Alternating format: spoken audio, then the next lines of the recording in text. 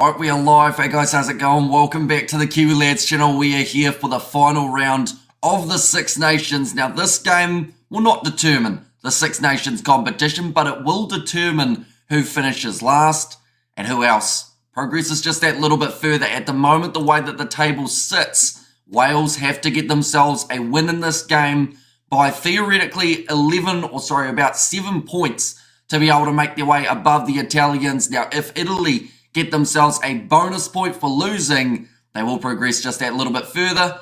And also, if Italy pull off a win here, which they are underdogs, they have potential of finishing as high as theoretically second in the Six Nations table. More than likely, though, third would be where they progress to if they get themselves a good win. But ladies and gentlemen, this game only 5 minutes away. Looking through at this Welsh side, they are going to be as follows. Gareth Thomas at number 1, Elliot D at 2, and Dylan Lewis slotting in as the number 3. Duff Jenkins and Adam Beard will be the locking duo. Then Alex Mann, Tommy Reffel, and Aaron Wainwright, the loose forward trio. Thomas Williams and Sam Costello will be the 9-10 combination that the Welsh have gone with. They've tried it a few times throughout the Six Nations, some of which with some success. Rio Dyer out on the left wing, Nick Tompkins and George North in his final international game for the Welsh. He is at 13. He is on 49 international tries, looking to make it 50 in this game. Josh Adams at number 14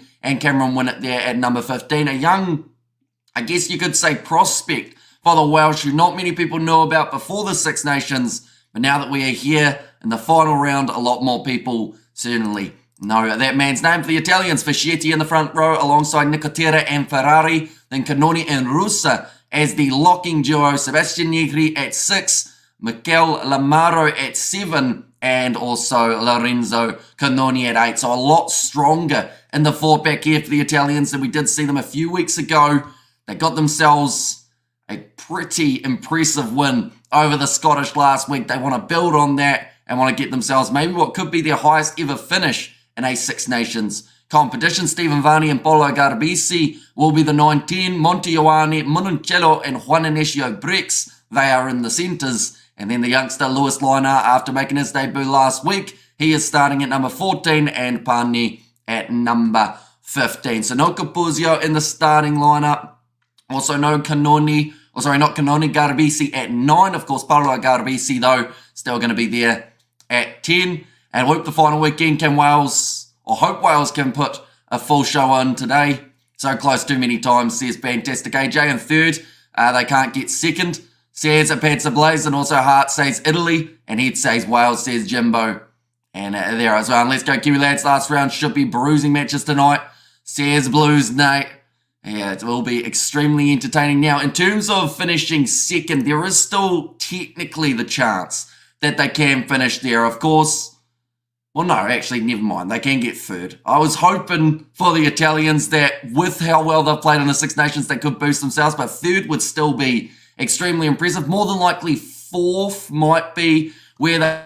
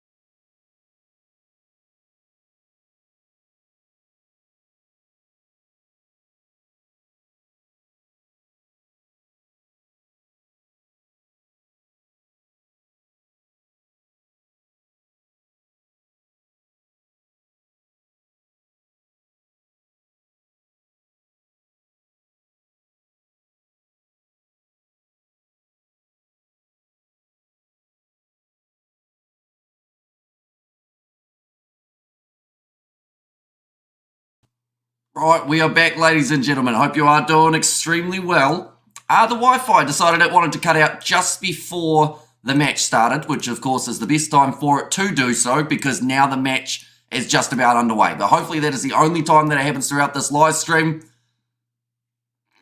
Fingers crossed anyway. But yeah, hope you guys are both doing well. We did miss half of the national anthem for one of the sides, but we are now ready to go. Like I was mentioning, the table, the way that it sits, there is plenty of opportunity for both of these sides at the end of the Six Nations to make it go out with a bang. But Wales kicking off from left to right, and we are now underway for this Six Nations fixture. Italy in possession inside of their 22.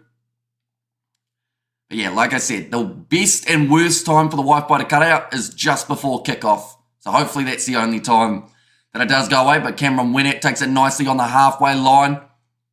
Ball available. Thomas Williams goes across to Aaron Wainwright. Now, he was sensational in that second half up against Scotland earlier on in the Six Nations competition. That is when he needed to step up, and that was when he was able to. And I have a feeling that this game is also one that we need to see him step up late. Kick downfield from Lorenzo Pani. Waiting for the bounce of the ball was Cameron Winnett, who will return fire with a kick of his own. And the middle of the field, Monty Ioane is back there. Not really known for his kicking, so he gives it off to Paolo Garbisi. And we'll get plenty of distance on that one. Do they take it quickly? Yes, they do. Thomas Williams fires it back infield. Kicked high by Sam Costello. A nice step from Monty Ioane. Goes straight through the defensive line. Gets it away to Garbisi, who wanted to go for the kick but couldn't quite get the boot through as he was being tackled in the process. Now Wales will kick it back downfield. Quite a seesaw battle between these two sides early on in the kicking department. But now Pani, that is a sensational kick. Getting plenty of distance on that and inside of the half of the Welsh. And Italy 30 to Wales 9. Wales 28 to 24. And come on, boys, says Fleshin. And World Rugby up to tricks again, says Miminia. And also, as an independent, I really hope Italy win. Says Akaris there, but now slinging it off to the left-hand side. Costello goes on the outside to Nick Tompkins. That is George North, his first carry of his final match for the Welsh. It's going to be a big game for him. 121 caps, I believe he has, or 131, somewhere around there. I've got a six-leg multi on the Six Nations. I've got 6 try scorers for $2. Says Aiden, you told me you had finished gambling. Now the ball's going to be rolled back. Chance again for Thomas Williams. Does it put it up high. Rio Dyer chasing after this one. Nicely claimed there. Lewis Liner forcing him towards the touchline, but he manages to free up his arms enough to get the offload away. Now short one to Dylan Lewis. And Italy ready for North. Says Gus. Well, that's the thing. They have to make sure that they shut down this Welsh backline early on in the game. We've seen this Italian defence actually be a lot stronger than some anticipated throughout the Six Nations competition. I have to say their kit is extremely blue today, almost more blue than normal. Looks extremely bright on the Principality turf, but that is a knock-on. We have got there Italy to win by 10 points, says Manny M. It's $2 that was left in my account, paying 166. I mean, it does mean you went back on your account, though, doesn't it? But hopefully it doesn't lead to anything more in that regard, Aiden. That is going to be a Jimbo 5 gifted membership straight off the bat. Thank you very much, Jimbo. Hugely appreciated for that one. Very generous man throughout the Six Nations. And I assume that is because of what could happen in that Scotland versus Ireland game. We could see a side crowned as Six Nations champions. Thank you, Jimbo, says Gus. And there as well, the pack weights pretty much identical. Wales weigh 1 kg more than the Italians. I don't think we see that too often with sides being equally, as even when it comes to their forward pack. But going off the back to the right-hand side now, Juan Inacio breaks, looping around. Varney gets a one more on the outside to Lewis Liner. Very close to the touchline, but keeping the ball in the field of play. And Monticello has lost it in the breakdown. Nick Tompkins jumps in. Wow, we've got Pads of Blaze 10 gifted memberships.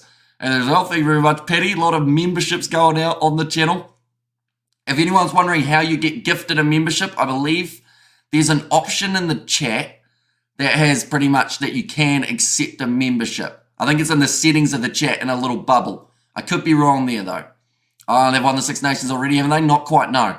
There is still a chance that England are the only other side that can take out the victory. What you make of Ruben Love, very talented young player. And to be honest, could be in the All Blacks conversation for the near future. The penalty won by the Italians, though, 5 minutes in to this contest. Matthew Reynel says that one is going to be your first penalty. And good luck, Wales, says Honey. And Australia versus Italy will be the toughest match of the year, you think? Says Katzenell. It'll be interesting because Italy are not the easy beats that everyone once thought they were. And I feel like their Rugby World Cup campaign maybe didn't show off exactly what they could do, but then saying that when you're in a group with the host nation France and the All Blacks who made it to the final, it does make it very tricky to prosper in that group. But yeah, I think the Italians, if they continue like they have throughout the Six Nations, they're going to be contenders in the future. How high of a contender, we're not sure yet, but should hopefully do all right. We have the Italy beat Scots, so the poorest Welsh team for recent years. Says Gordon McIntyre, but first kick of the day, lined up, and it is kicked over from Paolo Garbisi. So that will now make the score after 6 minutes 3-0 in favour of the away side, the Italians. We have got there, where's George Bean? Says Aiden, he's been working, he's been still popping in every once in a while. Not so much on this channel, but one of the other Kiwi Lads channels, we're seeing quite a bit of him. And we have got there, we do well for a small country. Says Mr. Fantastic AJ, fun fact here in Italy, Italy has 60 million plus Varney and Wales has 3 million to pick from. A lot of people forget how small a country we are. Says Fleshin. Of course, a young up-and-coming side at the moment for the Welsh. They've lost a lot of their experience, guys. But I'll be honest, even though they are lining up as either last or second last in the Six Nations, I still feel Wales have done pretty decently. They've had some very close games that they just weren't quite able to put a stamp on. But because they are such a young, inexperienced team, that maybe is something that they'll learn later on. But for now, I feel like they're doing about as well as some people expected. That's going to be chipped in behind. Costello slaps it back, comes off the leg of Josh Adams. He shows a bit of intent, chasing after it, but Lorenzo Pani able to clean it up. That looked very close to a Welsh turnover. Now, Ireland need 1 or 2 points from their last game to be absolutely sure of victory. Says Akaris. Now charging forward. So pretty much, if Ireland were to lose to Scotland by 8 without receiving a bonus point, that opens the door for England. Whereas if they were to still get within that 7 and get a losing bonus point, or they get themselves the 7 or less loss, or 4 more tries, then they would have their Six Nations title secured. And I feel like everyone deep down, other than, of course, people from Ireland, will want to see that England versus France game just mean something a little bit more. Nice pass out wide. Should mention it's still going to determine who finishes second in the Six Nations competition. Still quite a bit on the line. Penalty goes the way of Wales. Not rolling away penalty against Lewis Liner. He couldn't really go anywhere. They're showing him under the breakdown, face down in the dirt, going, what do you want me to do? I can't dig my way out of this scenario. Italy still got beat by an All Black side that, in my opinion, was not the best in the 2023 World Cup. Says Manny M, and 3 million rugby players to choose from. Says Mimania, we have to take the pain to get there. Says Affliction. Sam Costello kicks this one into touch for the Welsh, moving down towards the 22-metre line. I think Georgia have been given, or should be given, a chance in the Six Nations. People think that, but then there are times where we see Georgia take on other sides. They were beaten by, I can't remember who it was. Was it No, it was someone worse than Portugal on the rankings, wasn't it?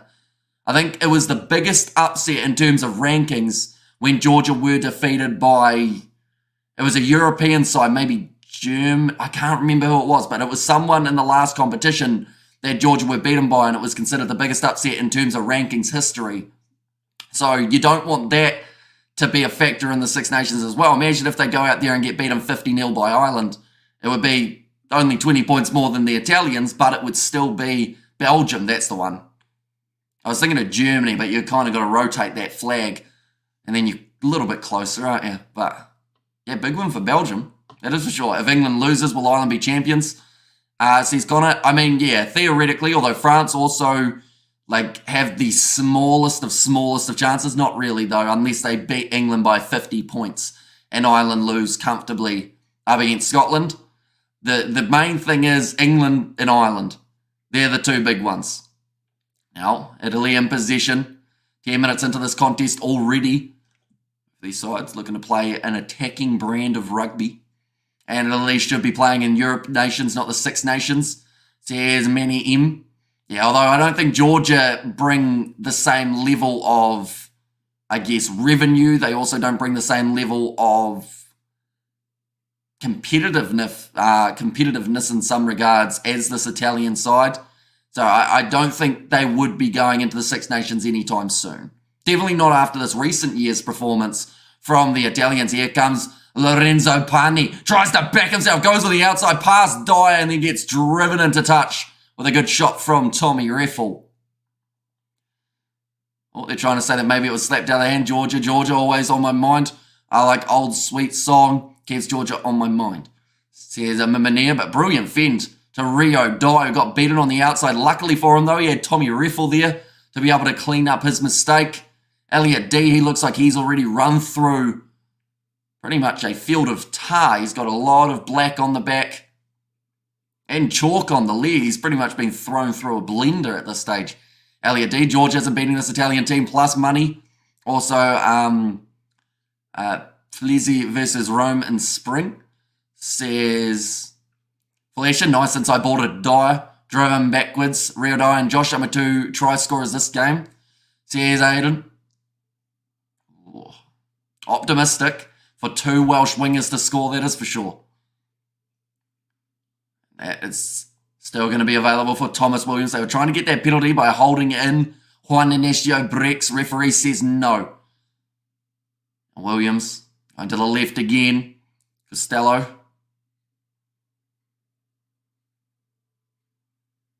Where is this defensive gap in the Italian line? I'm looking through, and at the moment they're looking pretty compact. Maybe if Wales can shift it wide quickly, although they've made it handling error, which means that they are going to be losing it. Oh, we are 3 months away from seeing Razors All Blacks in action. There's Manny M. That is true. Another penalty goes the way of the Italians. And a little mistake from Wales to drop the ball, lose about 20 metres, and then no release in the breakdown. Lamaro gets the penalty. Reffel, best back row this year. 8 turnovers and 68 tackles in 4 games, says Jimbo. Yeah, he's got an underrated work rate, I think. In terms of, when you look at the stats, he's right up there with the best. And, if you're basing it off the Six Nations, British and Irish Lions shouldn't be too far away for that man. Now, we've still got a little while before that tour, of course, 2025, when it is going to be taking place, so he has to wait a bit longer and also has to have a good Six Nations next year. But, yeah, I think he's been very impressive for Wales throughout this campaign. And get him Wales, says Bavani. And also, what do you think Razor will bring to the table? It's very hard to tell because it's either going to start well for the ABs or it's going to be a little bit rough and then get better. A kick has gone over, though, from Paulo Garbisi. So now 13 minutes into this contest, the score sits 6-0 for the Italians. They'll be impressed with the way that they have started. Something that they did extremely well in their victory over Scotland was taking the points when available. Rather than going for anything risky, they didn't kick for the corner too often. They knew when they needed threes and they knew when they needed to try and attack. And at this stage of the match, being so early on, they're working on the theory. We'll just slowly keep on building those points. I want to stand to bring everyone for Ramadan. That's going to be the penalty now for Wales. 22 metres out. This is going to be another opportunity for points, but this time the first for the Welsh of the game. Once you go live on TV now, says Matty M, and it'll have a nice rugby jersey. It's actually brighter than normal, I feel like. It might just be the lighting at the Principality Stadium. It's certainly that nice dark blue tint. So tell me, Hamish, why are Wales so bad, says Mono Grange? Well, I wouldn't necessarily say that they are so bad. I'd say that they're in a transitional period, which of course is a bit deeper than just saying a team's playing well or playing not so well, but they lost a lot of experienced players after that World Cup. They have the youngest team in the Six Nations competition. Oh, the penalty is actually going to go the way of the Italians, so it's going to be reversed here. Yeah, so they've called it a little bit of obstruction. Nicotera, because he's being pushed by Rio Dyer. That's pretty soft, and I think he was actually blocking there, Sebastian Negri, but the penalty goes the way of the Italians. And then I got Nash and Lowe, followed by Pinot and Belbari. Says, I don't know. Well, it's pretty optimistic having two French wingers to score in that game up against England. I think it will be more of a low-scoring affair between those sides. Wales ain't bad, mate. A dumb thing to say, Wales ain't bad, says Naz Williams. So tell me, Hamish, what is happening with the Crusaders, says Monet Lagrange. Well, they are in the same boat as Wales, to be honest. Like, they lost. I saw something about the fact that they've lost 11 of the 15 starters that they had in the Super Rugby Pacific final last year, and they've lost, I believe, about 10 All Blacks from their team. People say that it's the fact that they don't have their coach anymore. It's also the fact that they just don't have their players. That they did have another penalty, this time won by Wales, and the breakdown getting over it was Elliot D, winning an important penalty for this Welsh side, not releasing penalty against the Italians. You just straight into that breakdown. They tried to clean him out, but he had his hands locked firmly on the ball. Sevu hasn't been doing anything. He's scored 4 tries so far throughout the first 4 games. So I'd still say that he's done a little bit, just not quite as much maybe as some do expect. But the problem that he's got is he's one of the only backs for the Crusaders who are actually scoring tries. Because outside of him, you know, you look at some of their results, they scored 10 points in their game up against the Hurricanes. Only Cullen Grace, the lone try scorer for that game. But yeah, like Sevu Reece, leading try scorer for the Crusaders so far throughout the Super Rugby Pacific competition, and about third equal in the overall Super Rugby competition. But now, rolling maul here for the French. 16 minutes in, Wales Island, France, says Bavani. And Morning says, Fluffy, welcome in. And Dyer is more of a spaceman, most like most wingers.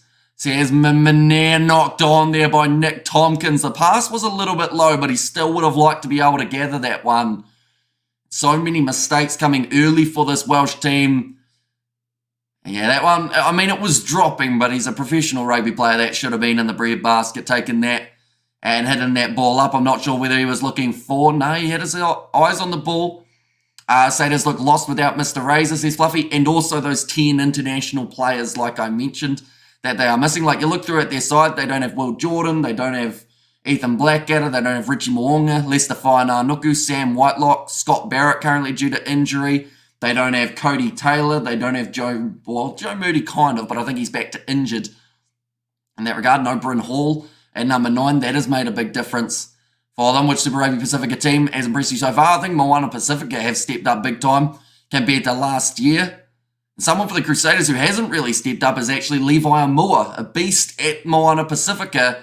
Doesn't really fit that Crusaders mold. Tamaiti Williams, another player who is out. I actually saw a list earlier on, which was to do with a starting lineup for the Crusaders that they currently don't have available. So a few other names on that list. They don't have Jack Goodhue. They don't have Braden Enor. They don't have Fergus Burke available. So, like, yeah, they've got a lot of changes that have had to be made. The Italians putting some good pressure on at scrum time. Also getting themselves the penalty there. Wales are lacking power, says Manny M. Well, I think they're just lacking handling at the moment. I'm just used to the Satyrs winning, even if it's their C team. Yeah, I think that's the hard adjustment for a lot of people in this kind of season for the Crusaders, because even with a C side per se, people still expect them to do well, but unfortunately it's just too much of a mountain to climb at the moment with the current landscape. Nice offload there to Monte Ioane. One more on the outside. Here comes Federico Rusa. They are 10 metres from the line. Stephen Varney around the side. There is an advantage in favour of the Italians. And I love the bloke. Hope he gets through. There's Naz Williams. It's like the footing was almost lost there for the Italians. Federico Rusa once again gets that a little bit closer. A lot of hands around the breakdown, trying to get back up and add another crack. Nicolo Canoni. Italy closing in on what would be the first try of the Six Nations competition. Lorenzo, or in fact it was Lamaro this time. Ferrari driven sideways. Tommy Reffel, hands on the ball. Should be a turnover. No, it's not going to be. Canoni 5 metres out. They've still got the penalty advantage as well for the Italians. Now looping him on. There was a player who looked like he was taken out there. I'm not sure if he was or whether that is an injury for one of the Welsh players, but there was a massive gap. Monty Ioane goes through it, but we need to see a replay to see what actually happened to that Welsh player. I don't know if it was his own teammate who took him out. Looks like, yeah, it was Nick Tompkins anyway, who did a knee, I believe, in the process. Tough pass, but I've seen props make that catch. Yeah, exactly right. Like, Tompkins should have been able to take that one. We're going to see it here. Beautiful offloading play from the Italians, keeping the ball alive. About 6 in a row that they were able to offload it. Eventually to Federico Rusa. Right, I'm watching Nick Tompkins here. Yeah, see, he rushed up. Was he? Yeah, he might have been tripped. In that case, Nick Tompkins, by one of the Italian attackers. I'm surprised they haven't looked at that again, but then at the same time, that is the TMO's job to try and say, hey, I think you should have a look at this. He says it's fine. So it is going to be the try for the Italians, but an unlucky one for Nick Tompkins, as he will get blamed for that gap. And Garbisi has missed that one, making the score now 11 points to 0 in favour of the Italians. Italy may have their best Six Nations in history, says Brian. And which Australia's Super Rugby team impressive so far. I think that the Rebels have actually been a lot stronger than some gave them credit for, but also the Reds, I think, have been playing extremely well. Like, they got extremely unlucky to miss out in that game up against the Hurricanes. They were able to beat the Chiefs, the only side to do so at this stage of the competition. And other than that, like, they've looked good each and every week, scoring a lot of points. And also red hot. And can you give me your word that Wales will win? Because I'm starting to give up on Wales, says Luke. Well, I can't give you my word that they'll win this game, but I can give you my word, and I hope this isn't going to go wrong, that they are going to be better as the years progress. They've got such a young side at the moment, and they've got a lot of work to do. But I feel like these young players look like they're hungry enough to want to try and make those improvements. And Craig Bellamy almost apologised to the Wars for that last minute try at the press conference, says Glenn Woods. Now, yeah, that was unfortunate. We covered the last 2 minutes of that NRL game because everyone said, go on, give it a commentate. And then that moment was just brutal for the Warriors. And it was an amazing finish for Xavier Coates, though. The way that that man kept himself in the air and controlled to then score that try, it was extremely impressive. And true, says Blues Nate.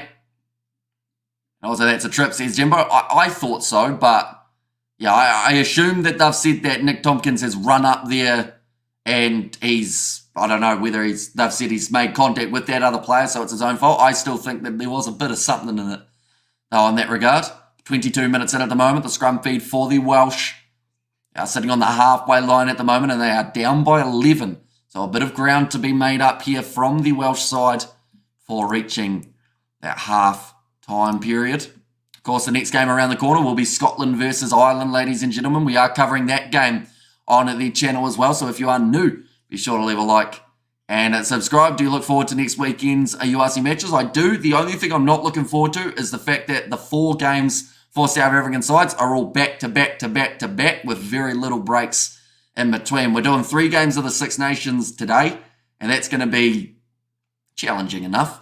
But 4 games back-to-back is the plan to do. I'm not sure if we'll do all 4. Maybe we do 3 or somewhere around there. But yeah, it should be good to see the URC back. And then 3 weeks' time, we've got the Champions Cup, which is going to be making the return with a few South African sides being the Bulls and the Stormers getting to take part in that one. But Aaron Wainwright gives it away to Thomas Williams, to Nick Tompkins, looping around player. Looked a little bit disjointed from the Welsh. And in the end, Cameron Winnett does end up knocking it on. We're going back for the original advantage. If Melbourne are insolvent, what are they paying their players with? Fish, says Fluffy. I assume that they had enough to pay for this season. I'd like to think, though, if the Rebels get a good finish, that maybe, just maybe, it would extend the amount of time that they've got in the competition.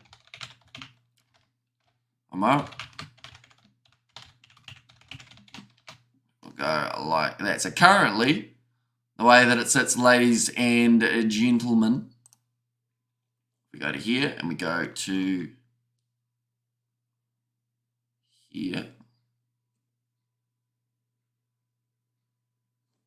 Right, the odds. Italy, they are 11-0 up, of course. They're going to try and get into the Currie Cup. Sadly, last year, they actually weren't showing the Currie Cup here in New Zealand. So that made it a little bit tricky to be able to cover those games. Do you see Scotland and England causing an upset? I see England as the more likely to cause an upset out of those two sides. Because Ireland will be hurting after that game last week up against the English. And I think that they will definitely be looking for redemption. Definitely at the Aviva as well. St. Paddy's Day.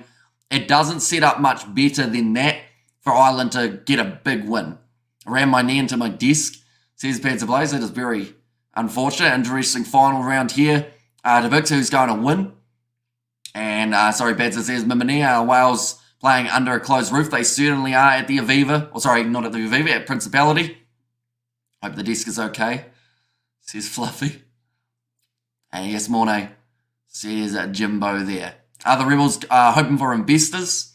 Are there any likely or other likely outcomes?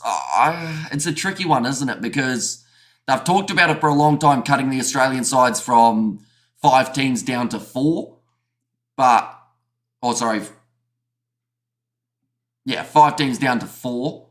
I don't know if there's much of a future for the Rebels, but the Super Round is something that, of course, they were trying to keep happening. But I don't think Melbourne's the location for that because they just don't get the numbers to those games when they take place. Currently, we have got a bit of a stoppage here, change of a boot for one of the Welsh players. Warren Gatlin watching on eagerly to find out who will be taking out this matchup between the two sides. Italy already 11 points up. They have started this match extremely well. They have got themselves a scrum feed on the halfway line here too. Yeah, backline is extremely dangerous when they get those offloads going. England are number 3 in the world, beating Ireland and France should be expected, says a Krampus. And also go on Italy 2 in a row. And I long time no see says username, and I hope you have been keeping well, mate. It's probably been almost, how long has it been? I was going to say before Christmas, but I think we've had you on a stream since then. I'd like to think that's another penalty going the way of the Italians. Just a little bit of screwing going on in the scrum. That sounds dodgy, but wheeling is the better way of describing it. Go on Italy 2 in a row. And how's it, brother? Still going strong, I see, says Betty V. We certainly are. Hope you are also doing well, Birdie. And Warren Gatlin should take over after Razor steps down, says Manny M. And Queensland will be better suited for the Super Round. Says Fluffy, yeah, we actually had a conversation about that, me and Tim, on the podcast. And I said about how Queensland maybe would be your best option in Australia, or you've got to go, I think, like if they had the facilities to accommodate, imagine a Super Round in Fiji. I feel like that would be pretty awesome to see and also would help the Pacific Islands in terms of their progression forward. And doing well, thanks. Says Birdie V, the Italians back in position now, 25 minutes into this game. Canoni will go away to the right-hand side. Tommy Reffel looking for that ball, but too many Italians players in the breakdown to stop him from getting there. Juan Inacio Brett sells the dummy. Stephen Varney goes it back across to Fischetti. Yep, Fresher Lions on the Gold Coast. Says Fluffy, huge cutout pass. Wales, it's going to be Rio Dyer. Tried to play football with it rather than catching it. And it means that the Italians, they've given up the ball again though. Now Adam Beard goes across to Dylan Lewis. They're trying to get their backline firing. Great rush defence from Federico Ruza to shut down Alex Mann. I think I was here for some Leinster game. I've been feeling that post-World Cup burnout. All rugbyed out, slowly getting back into it. And George North, this is of course his last game. So you are witnessing some sort of, I guess, milestone in that regard, username, but it is great to have you back. That is another penalty. We have got there, and the posties wear bikinis, says Fluffy. Can Scotland upset Ireland today, Hamish? I think it's going to be extremely tricky to do. At the end of the day, they're at the Aviva on St. Paddy's Day. Ireland would be crucified if they lost this game. Definitely by 8 or more, because then it opens up the door for England to take out the Six Nations title. But that's not to underestimate what Scotland can do. But yes, they were defeated last week by Italy. So both sides, weirdly enough, coming off a loss heading into that game. So we've got to work out who bounces back better. Ireland haven't suffered a loss since the Rugby World Cup. Scotland haven't suffered a loss since the TMO destroyed them in that game up against France. And then, of course, their game most recently. Before that game, though, is what we were referring to. Now, another line out here for the Italians, who have had, I would say, around 64% territory throughout this first half, as well as possession. They have just had the ball a lot more. Maybe territory not quite as high, but definitely possession. That ball's gone backwards, sliding onto it as Polo Garbisi. Ref right now having a blinder. What's the call? Says Blues Nate. Ferrari moving forward just a little bit more. Stephen Varney. Looks like he will be sending this one up to the sky. We haven't seen a huge amount of kicking between these two sides early on. Montijoani chasing after this one. Misses the tackle on Josh Adams, who now tries to step, but he's taken down early by Sebastian Negri. Now back into the pocket, Aaron Wainwright was waiting for it, uses his leg strength to make those couple extra crucial metres for Wales. Thomas Williams back across to Beard. Sebastian Negri is there to make that tackle. Has to get out of the breakdown as well. And Mike Dundee, who'll never wear a bikini. I have no idea who that is. Oh, sorry, Mick rather than Mike. Thomas Williams puts the ball up high. Waiting for this one to come down beautifully, taken above his head, Polo Garbisi. Alvani is to the left-hand side. Eventually, Italy, not worried about using up a bit of extra time in each of the breakdowns. Looks like they are going to go for the box kick again, Varney. We're looking to place this one just outside of the 22 of the Welsh. Has he got the weight right? No, just 1 metre too much on it. And that is now going to be the mark taken by Thomas Williams. Boots it downfield on his left peg.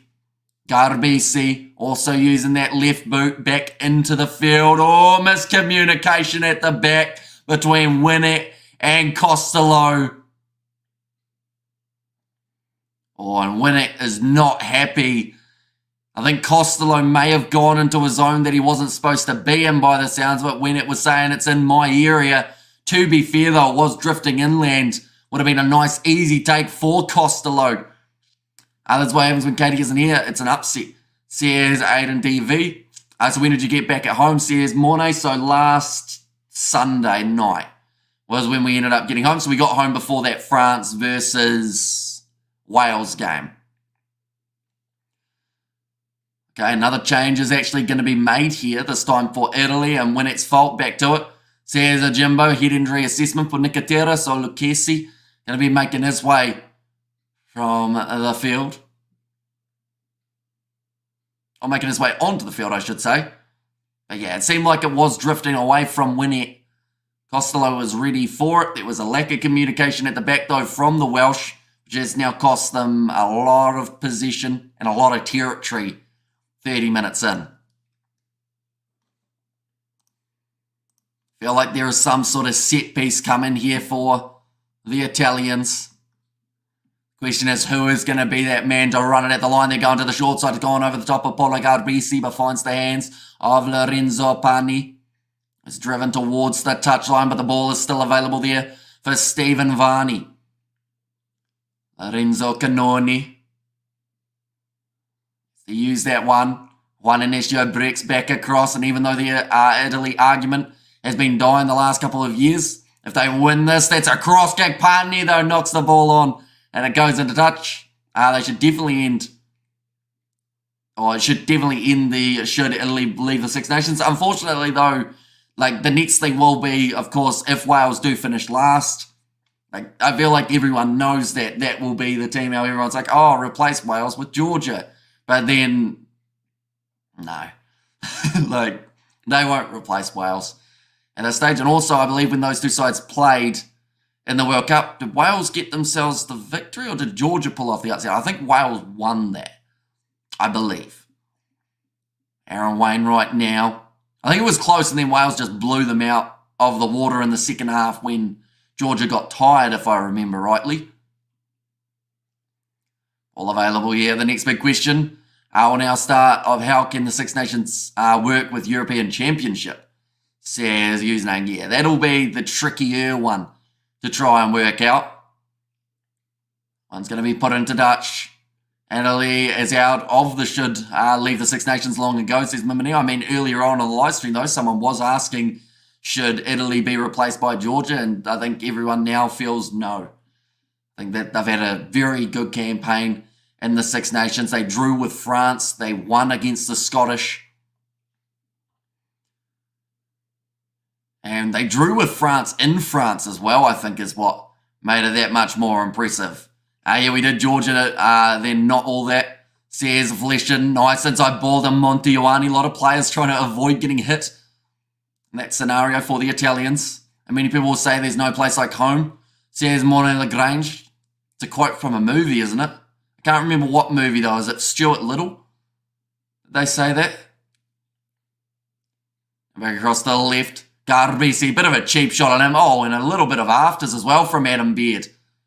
Trying to drive him into the turf and disrupt the Italian fly half's flow. Williams. Back in possession now though. Costello goes across to Nick Tompkins, who's been handed off the ball. They're very close to their own goal line. Cameron Winnett trying to make meters, and the penalty goes the way of Wales. They get very lucky to exit effectively.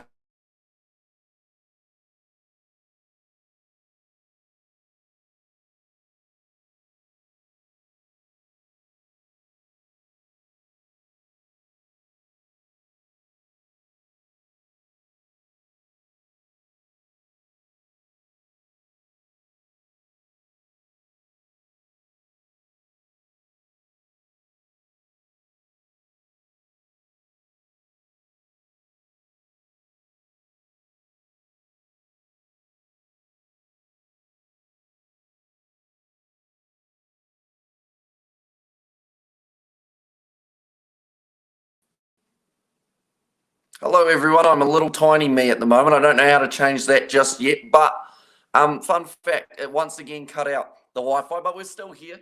Wales did win themselves the penalty 22 metres out. What I was saying is the Wizard of Oz is a very old movie. But yeah, the live stream, hopefully the Wi-Fi will come back in the very near future. We will be straight back into the action. But like I mentioned, Wales did get themselves the penalty. They are currently sitting about 20 metres out from their line. They're not changing the Six Nations. It would be much more acceptable if the Six Nations would regularly play Georgia, Portugal, Spain, etc. I think that that's a good idea, having them kind of compete with those European sides and create a bit of a, not so much a competition between them, but just like a little bit of a rivalry type arrangement. But yeah, normally the Wi-Fi will only stay off for like 2 minutes or so, ladies and gentlemen, and then we're straight back in. What's happening, says Fluffy? At the moment, I actually do not know. Fun fact, because of the Wi-Fi cutting out. Oh, here we go.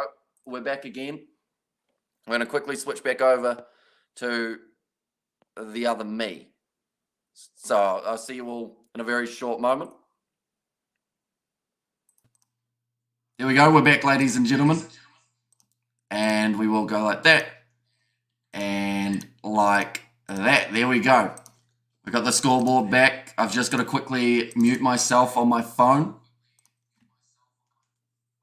which I don't know how to do. One moment. There we go. Right, we're good. We've got a Wi-Fi fund. As well, says Beds and Blaze. So thank you very much, mate. Usually appreciate it. 35 minutes in, though. And Italy now kicking this one downfield. Nice shot on Josh Adams, driven backwards.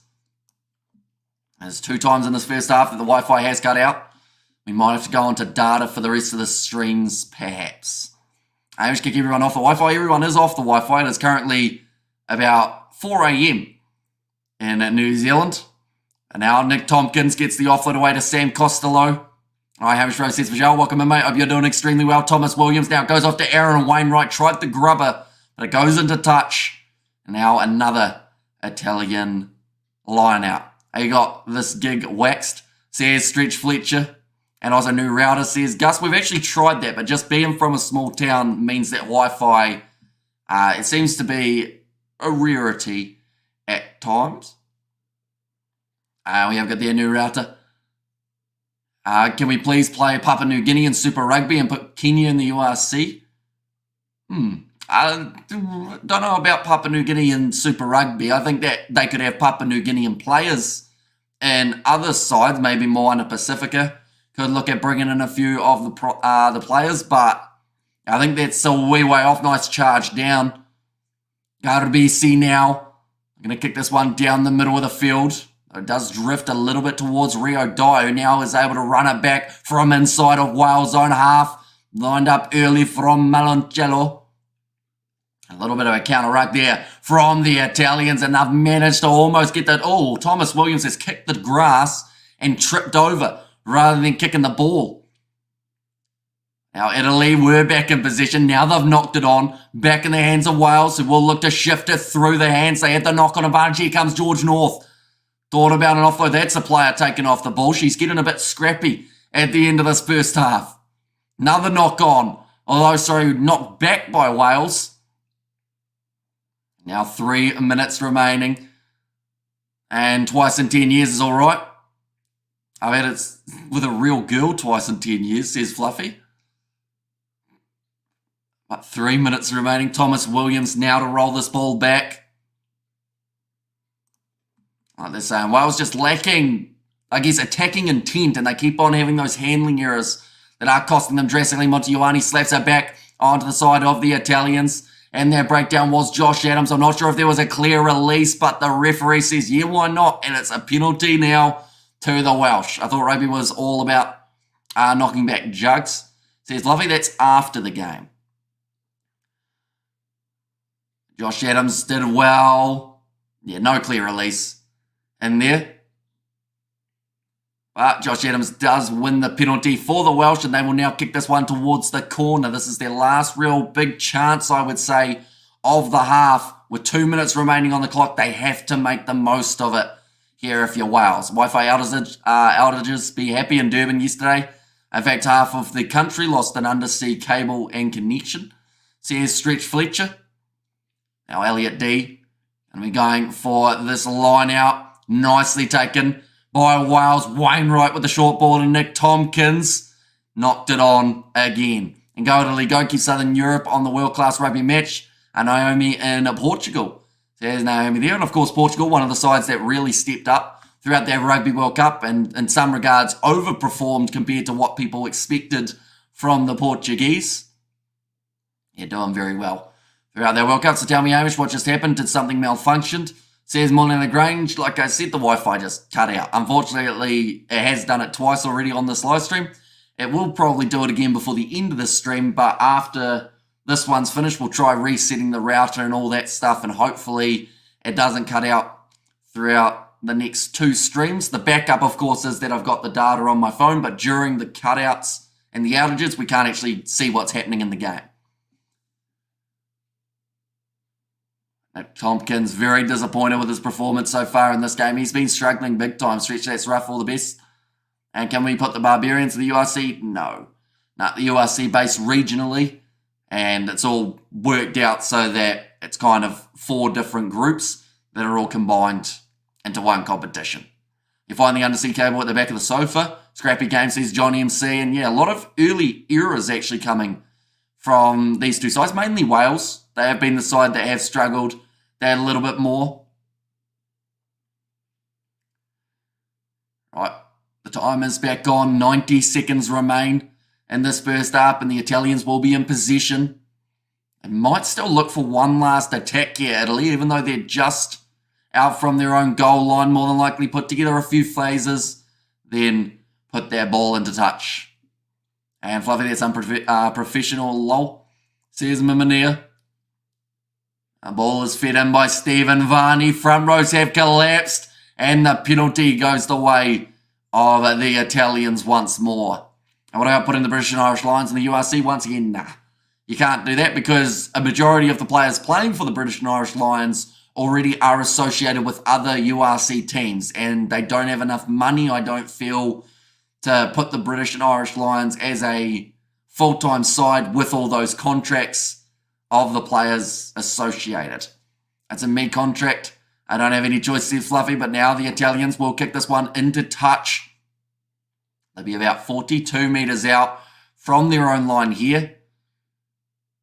A big opportunity to once again try and get something going, but Wales have struggled throughout this first half. There's been no cohesion. There's been no rhythm in the way that they've played, and the Italians, they still feel they can get themselves one more try, though they've lost that ball. Wales get it back. Just as I say, they've been struggling. Perhaps they can get themselves one try for this half. They're on the halfway line. Costello goes across to Nick Tompkins. And straight at Cal Lamaro. Oh, Dylan Lewis gets it across to Sam Costello. Physicality being shown by the Italians on defence. They looked like they were rushing up a little bit too quick. Could have been the offside against, I think it was it Fischetti? Might have been. They got 4 there. Solar battle, easy on the flower, less solar. Are you not considering a new Wi-Fi? We have. We actually switched Wi-Fi and it's still not good because we're from a small town which has Wi-Fi problems. And hi, all the namers. Welcome in, Robert.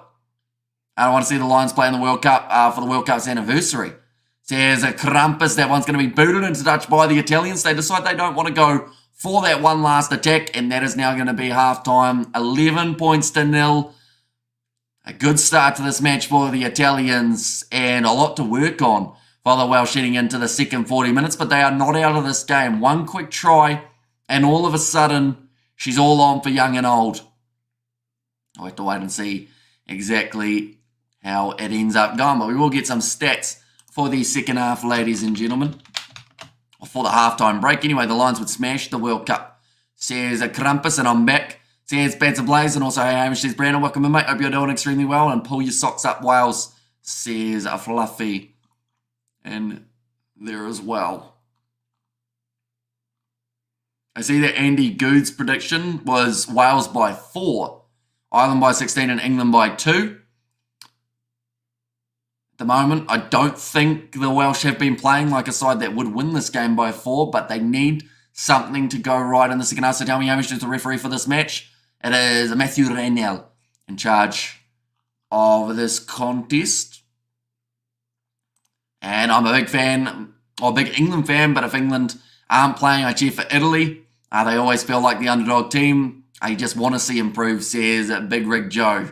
And some of the way that they play their rugby, like extremely attacking style and always impressive to watch. So hopefully, as the Six Nations competition wears on, and also, of course, next year, the internationals that they will have, I hope that Italy continue to improve because their under-20 side have actually been doing extremely well for the Italians. I'm an England fan. Oh no, I read that one, didn't I? My mum and sister used to live in Waimate back in the 1980s. Says Glenn Woods. Fun fact, I was not living here then. Actually born in Christchurch. But, yeah, my parents would have almost still been in town, I think. What is sevens, says Grumpus? It is sevens, pretty much. It's just minus a few letters. They got rid of the vowels. And we have got the, instead of having so many South African teams, can we create a South African team called SLSB with the best South African players? No. That's just the Springboks, and they get to play anyway each and every year. But in the domestic competition, of course, they do have franchises, and they've got the 4 sides. And the URC, not last night, we actually beat them. Says Fleshin. There you go. And the senior side do the same, even though a lot of these guys for Wales are only just out of their under-20 category. Their captain, Jeff Jenkins, sitting as one of the youngest captains in a long time for the Welsh. And maybe Wales are struggling with a French referee. No, they're just dropping the ball, I think is the best way of describing it. Do you mean girls rugby, says Krampus? No, they mean sevens. And Wales are a bit of a shambles at the moment. Can they get it together in the second, says Brian? And 11 out of, or 11-0, not enough yet. Wales can still come back. Very true. I mean, we saw what they did in that game up against the Scottish when they were down by a large margin. We were 15-0 at half-time, says Fleshin as well. But some of the stats to do with the first half of this contest, ladies and gentlemen. 53% the possession in favour of the Welsh. That's a little bit surprising. I actually thought that it would be a bit more heavy in favour of the Italians. Sevens is for girls, no, says Krampus. Nah, sevens is normally the feeder for a lot of these great rugby union players that we've actually seen. DuPont went away, got himself a gold medal in the sevens. I assume the reason you don't know too much about the sevens Crumpers is because England haven't been great in sevens for about 15 years. And we have got their new work, Italy champions. Says Outlaw, and yeah, but not all makes the Springboks, as most of them play overseas anyway. Says Aiden. And even Britain sucks at girls rugby. Says Mimini, and Italy all the way. Says Johannes. And there as well. But 178 metres gained by the Italians compared to the 116 that we have seen gained by the Welsh. More defenders beaten by Wales, 12-9. Line breaks in favour of Italy, 4-1. We are struggling with the ref. He has decided we are in the wrong, and he might be right, says Fleshin. And not a great farewell to George North. Need to come back like versus Scotland, says Jimbo. And yeah, like these young guys will certainly still have it in the tank to be able to go out there and get themselves the victory. Like they had 11 handling errors throughout that first half. The amount of points Italy scored is the amount of handling errors that we saw from the Welsh. And we have got there, England won the under-26 nations yesterday, says Crumpus. Yeah, but we were talking about sevens Crumpus. Fun fact. And also we have got there that thing with that is Scotland have a habit of turning off in the second half. Feels like Welsh comeback seems inflated. Says username. Yeah, but they still had to score the points in that game. Like Scotland giving away about 10 penalties throughout that second half definitely allowed the Welsh to get back into the contest a little bit more. So far we've seen 7 penalties against the Welsh and 4 against the Italians. But if we see a lot more penalties against Italy throughout the second half, then perhaps Wales can use that to their advantage. Get back into the contest, make it a lot more competitive. So far in the tackling stats as well, we have seen tackle completion of 89% for the Welsh, making 71 tackles, only missing the 9. And then 86% tackle completion for the Italians, 73 tackles made, and 12 tackles miss. We've got there Britain as England, Scotland, and Wales all together. It's the island that they all share, says Richard. And we'll start next week. That is true. The under 20s and the men's Six Nations coming to an end now. And then the women's Six Nations starting up just around the corner. Women's seventh, the bomb. Says Mimini, and of course the Sevens circuit is returning in the very near future. What we will quickly do is we will go like this. SBC Sevens while we are at halftime. I did not spell that correctly. I put SHSBC Sevens. But Hong Kong Sevens is the next leg that is going to be taking place on the 5th to the 7th of April. That is a really, really, really busy weekend. But we're going to be here, going to be doing a lot of, where do you get the stats for the match? Says Rugby Merlin on the Six Nations website is normally where I get the information from. But they can be slightly wrong, like sometimes they update a little bit late, so some of them could be statistically not quite correct, but hopefully they are relatively close. But yeah, the Hong Kong 7 starts on the 5th of April. On that same weekend, the Champions Cup is going to be on. I want to oil you up, says Somelezi. Well, all you got to do is ask and also pay me money because I ain't cheap. To be fair, though, like $10 is $10. And, you know, never mind. An island, it's a whole continent, says a Blues named upon disrespect to the Six Nations, says Krampus. I mean, he didn't really. He just went to try and get a gold medal under his belt. Which is something that France weren't able to do at the most recent World Cup, so he wanted some sort of silverware. Sevens is a good way of doing that. Definitely in a home competition as well. Hamish only fans, says Gus. They're the smiling faces there from Robert. Second half not too far away from starting, ladies and gentlemen. The next game that is taking place, it is going to be between Scotland and Ireland. That is going to be starting at 5:43 a.m. New Zealand, 5:45 a.m. New Zealand time, so that is in an hour and 35 minutes time, but we are starting in an hour and 25 minutes, so be sure, keep an eye out for that one. Then the following game, it will be between France and England, that is at 9 a.m. Now we have a great opportunity to either win the Six Nations if you're England, or you'll get to decide if you finish second if you're both of those sides, depending on the result of Scotland versus Ireland. Look at there. It looks like all the good teams are cheaters if England play against them. Says Johannes. Zoom out, me guys. Zoom in. Says the Blues, Nate. Showing the highlights of New Zealand versus France in the women's sevens to take place relatively recently. I'm looking forward to the second half of this contest because Wales, this is me trying to say it in the nicest way possible. And I don't mean to offend anyone with this, but they can't play any worse than they did in that first half. I don't think it's physically possible. Now, I will eat my words if they can, but it was a bad half of rugby for the Welsh, so there's only improvement that can be made, and I think that is a huge benefit for the Welsh going into the second 40, whereas Italy did throw a lot at Wales. They did get themselves the 6 points alongside a try, but, you know, could they have finished with more points on the board? Will 11 be enough?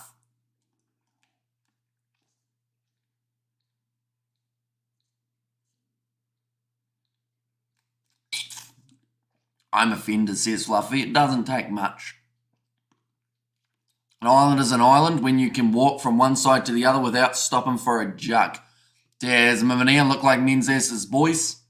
Our Wales were very poor, says Rugby Merlin. Like I mentioned, 11 handling errors throughout the half, so certainly not a number that Wales will be proud of.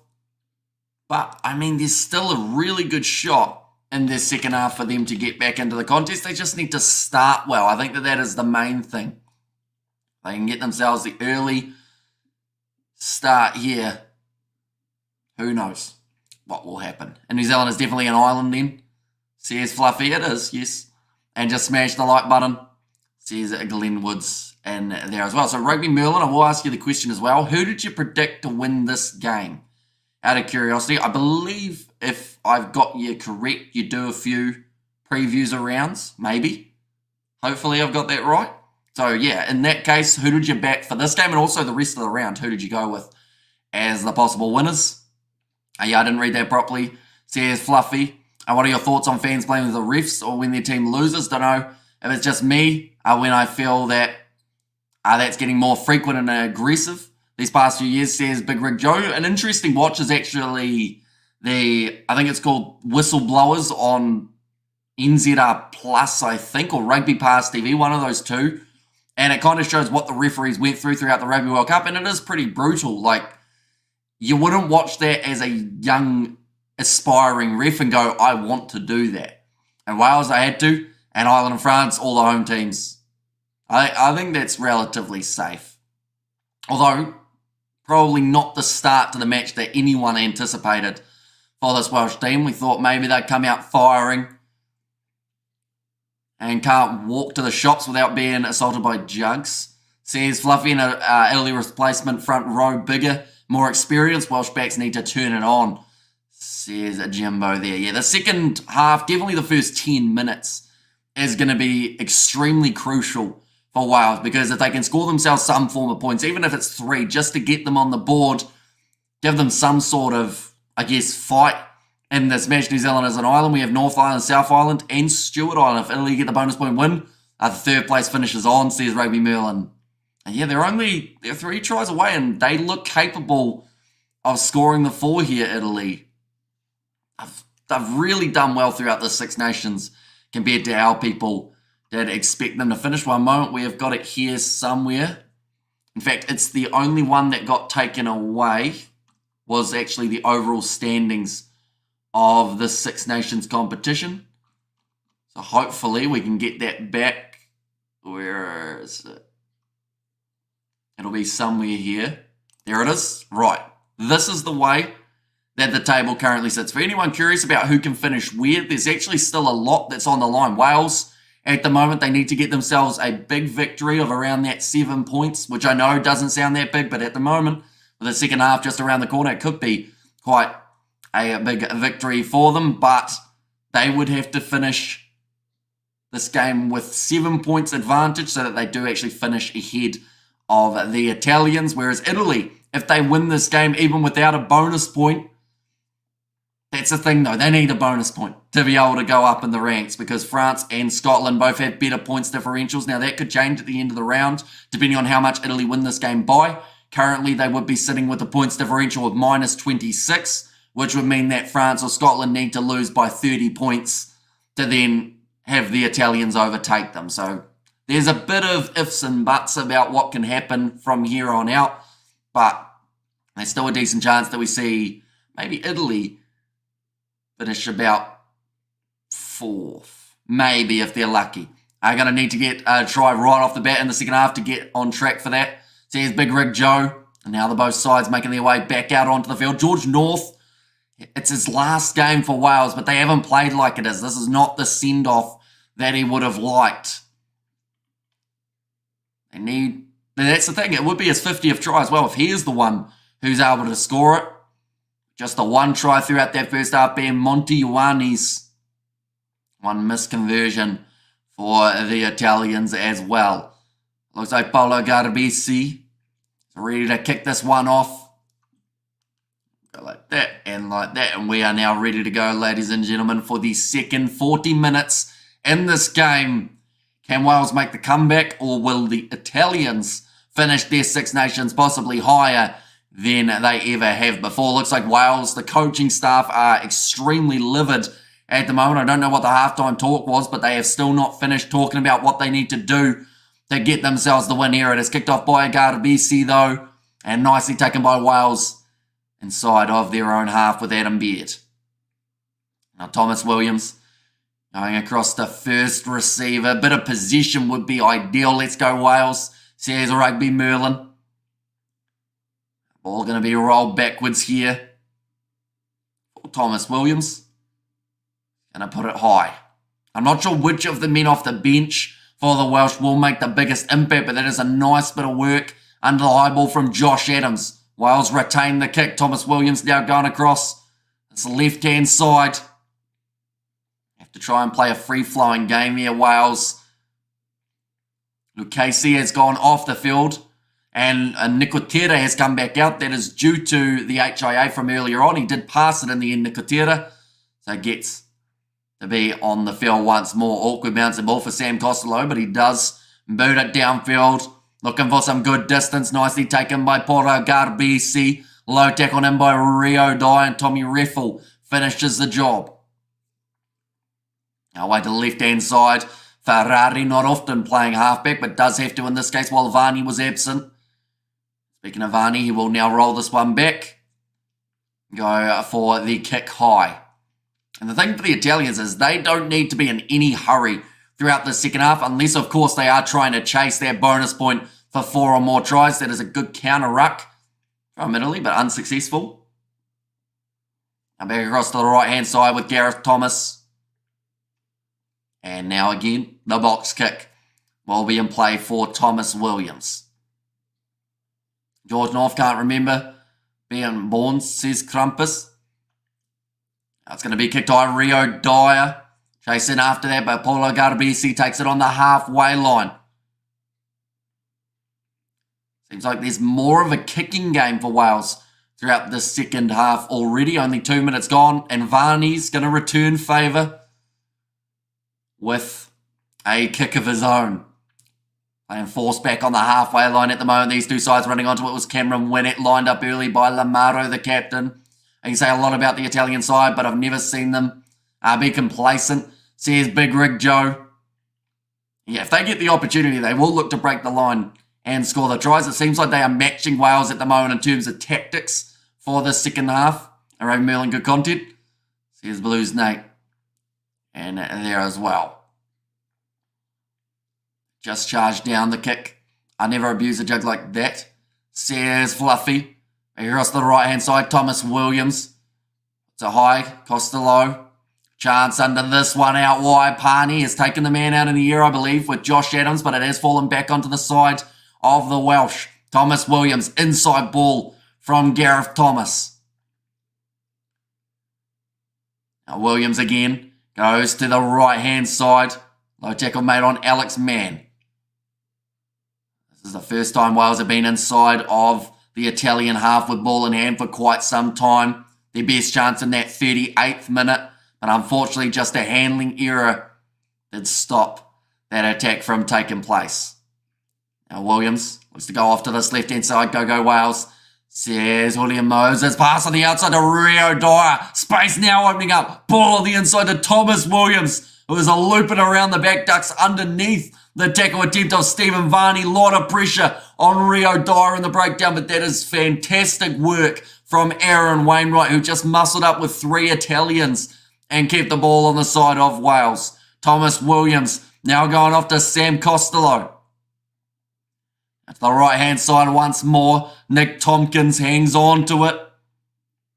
Williams. Inside ball from Tommy Reffel, who's been wrestled down to the ground. In the process, actually helps protect the ball. The penalty. Oh, there's a neck roll from Wales. Talk about shooting yourself in the foot. They had the opportunity to create their best attack, and then just the discipline is the thing that lets them down now. Aussie Liner is an Aussie who played for England and now plays for Italy. Says Krampus. Very talented player, Lewis Liner. Spent a bit of time at the Quins. Neck roll from Adam Beard. Player of his experience shouldn't be getting that one wrong. Better from Wales, bit of urgency. Says Jimbo. Now Pani will be the one kicking this one downfield. Has it gone into touch? 42 metres out from their own line here. The Italians will have themselves this line out, but yeah, just round the neck. No need to clean him out in that way. I'm assuming that's Michael's boy. It certainly is. Michael actually in attendance for this game. Coming off to the right-hand side, looping around play from the Italians, looking for the attack. Beautiful play. Gets Monty Ioane through a gap, ball on the outside. Pani will pin his ears back. He's going himself, and it's the try for the Italians. They've answered back. He's just done the Ronaldo celebration, almost been forced over the fence by his teammates. But it's another try for the Italians. Mistake from Wales down one end. Brilliance from the Italians down the other, and Lorenzo Pane crosses the try line. And his 8th cap, his 3rd try, certainly one for the future, that man. Just great set piece from the Italians, finding gaps. Monty Ioane went through, then got it away to Pane, who did have men with him, but instead decided to back himself to go through. And straight away, it looked dangerous. I think that's the game, says Big Rig Joe. And oh dear, says Jimbo. But once again, it shows once your discipline's not working for you, you just give the opposition chances like we've seen here for the Italians. And they're taking the most. That net goal isn't getting called in the south. Says Fleshin. Are we talking like Super Rugby or South Africa? Fleshin. I think he won at least one cap for England. I'll find out, says Krampus. Celebrating that one big time as the Irish match next. It certainly is. It is kicking off in 1 hour, 20 minutes time. We are going to be covering that one on the channel. Garbisi gets the kick over both, says Fleshin, and a very Welsh try from Italy. Says a Jimbo there as well. But 47 minutes through, and Italy now have got themselves an 18-0 lead. Either Wales are just trying to get them ahead enough so that they can make the comeback, or this one's going very one-sided at the moment. Our Wales are cooked, says John MC. It is going to be kicked off now. Lamaro, great attacking run from him. Moves to 30 metres out from their line. Wales cannot drop their head, though. They have to stay in this contest. They have to find a way back into it. 3 converted tries, or in fact 1 not converted, would still get them back into the lead here, Wales. They have not had throughout the first 47 minutes of this match. Thomas Williams now, though, going off to the right-hand side to Aaron Wainwright. It's the step in, and Oak Liner joined an England training camp, but was never kept, says Krampus. Now Wales looking for a set play of their own out the back line. Rio Dyer kicks it back inwards. No one chasing it. And Pani is able to get the kick away. He was under quite a bit of pressure, but handled it extremely well. It's the ball into touch. Congrats to England on the Under-26 Nations. Great competition. Both England and Ireland won all their games except for them drawing with each other. Came down to a bonus point, says Brian. And no fee this time, says the Krampus and Connor, yes. Is it a talent problem or a coaching problem in Wales? Says Justin, I think that, like, if you're going to be critical, I think that talent, just because it's such a young team, but, you know, you give these guys a few more years under their belt and they will be a lot better. For the Welsh, it's just unfortunate that now is the time that they've lost all their experienced players all at once. You know, not having Dan Bigger at 10's hurting them big time. Not having Liam Williams at 15, that is also hurting for the Six Nations. Short ball from Dyer goes to George North. He is another player who's going to be going extremely soon. I like your commentary, Hamish, but I love to be watching this, to be honest. So yeah, Stretch Fletcher. There are options of being able to watch it, depending on if you've got a VPN. You might be able to even watch these games for free, depending on where you set yourself to. Yeah, wake me up at one of the wingers score a try. There's Aiden missing touch there for Wales. They went for it to get it 5 metres out from the line, and now another mistake has come. Frustrating one for the Welsh. They've got the line out. Rather than being 5 metres out, they are 50. We need a bigger for one more year with these boys. Says Fleshin. Oh. They've got the line out. In fact, they'll only be about 25 metres out. Probably quite lucky in terms of where the referee has said that that ball has gone out. Now trying to slowly march their way towards this Italian try line. Thomas Williams. They've got his hands on the ball now. Josh Adams going short side. Didn't have a huge amount of support from the Welsh forwards as they were still tied up in that rolling maul. Still on the side of the Italians. Nicotera trying to get in for the turnover. Is unable to do so. 49 minutes in. Good attack and run. Oh, that looks like a grimace though from Elliot D. In fact, it wasn't D. It might have been Alex Mann now. Ball's loose. Cleaned up by the Italians and they have managed to get it back again. They're inside of their own in-goal area. That's a high tackle. Really bad. Unfortunately, everything that could go wrong has gone wrong for the Welsh. We have there what's Wales' mid-year tour look like. Who do they tour, says Justin. I think I've got it here. There we go. So they have got themselves in June. They will be playing up against South Africa. That is under 100 days away. Then they have got 2 games up against the Australians on the 6th and the 13th of July. They may even have more games after that, but I think they're yet to be confirmed, or they may have been confirmed, just aren't showing there. Yeah, just a high shot. Italy, they're in their own in-goal area. All they had to do was stop the Italians from making their way forward, and they would have ended up with a possession, but instead given away that penalty from Mason Grady. South Africa is going to slaughter Wales, to be honest. Says Big Rig Joe. Hello from Ireland. How are you in New Zealand? We watch Ireland versus Scotland. Watching Mercy Mouthhawk. Says Pedreg, we are actually going to be covering that game on the channel, as well as England versus France. We've still got 2 more games of the Six Nations coming up, ladies and gentlemen. So if you are new to the channel, be sure to hit that subscribe button. They shot themselves in both feet, Hamish. Says Brian. And third time out half is missed touch, says Jimbo. So yeah, those kind of little errors you can't afford to do when you are down. And yeah, currently they're down by 18. They have a lot of improvement to make before the end of this game. Still 30 minutes to work though. So there's still time. Knock on this time from Italy, which does mean that Wales have got themselves the percentage, or sorry, the possession and also the advantage. Elliot D, those knocked that ball on. They will go back for the original knock-on. I hope Scotland get the win tonight, says Justin. Of course, there is a chance that Scotland could win that game up against Ireland, and still Ireland would be crowned the Six Nations champions. The big thing here is for England to have a chance of winning the Six Nations, they will need Scotland to win by 8 points. And also, they will require a less than 4 try performance from the Irish. Don't jinx it, mate. Sears Blues, Nate.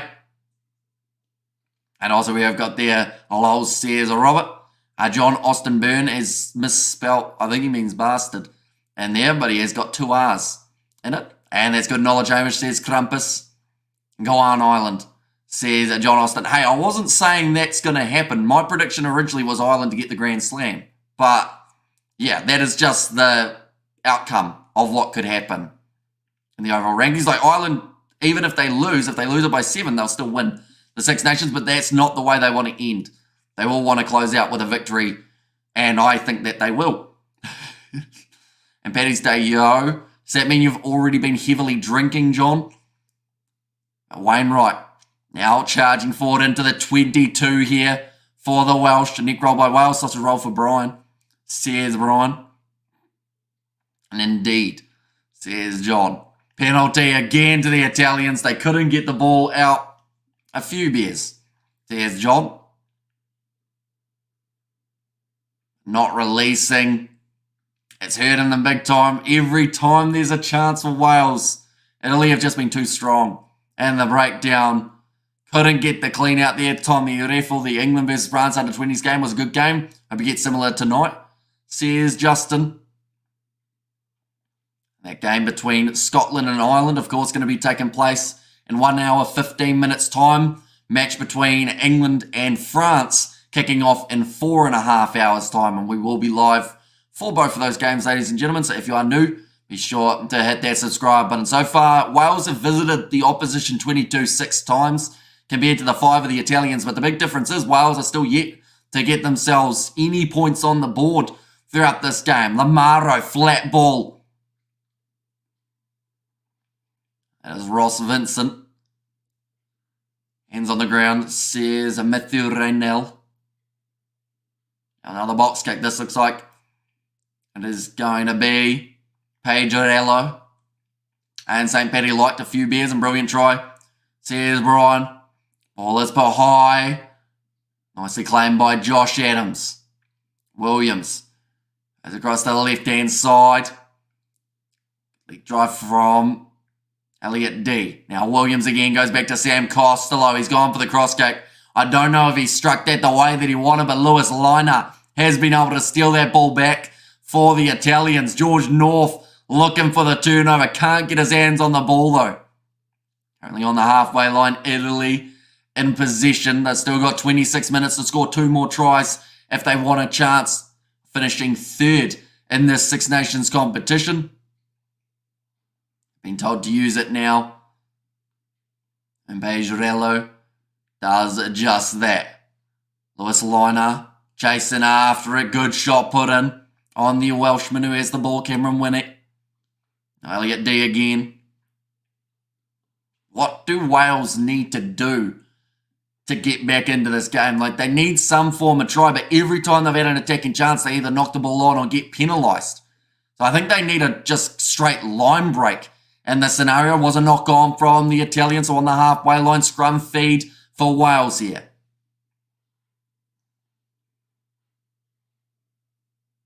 Italy have got 3 wins under their belt up against the Welsh in the 33 encounters between the two sides. I can see more tries from Italy, says Brian.